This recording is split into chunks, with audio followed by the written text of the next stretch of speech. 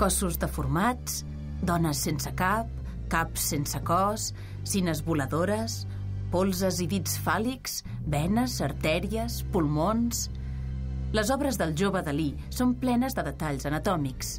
Per què?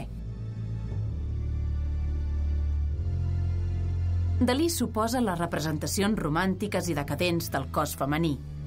A aquestes pintures putrefactes hi contraposa les seves obres exactes, antisentimentals, objectives.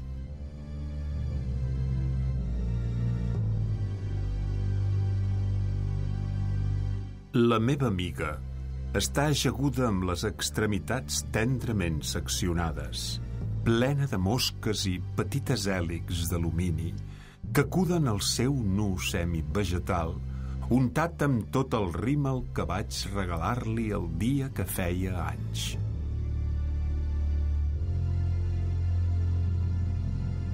Els membres del cos s'han alliberat.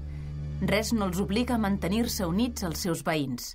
Són lliures per aixecar el vol en una nova vida, amb noves regles i noves relacions en l'univers pictòric de Dalí.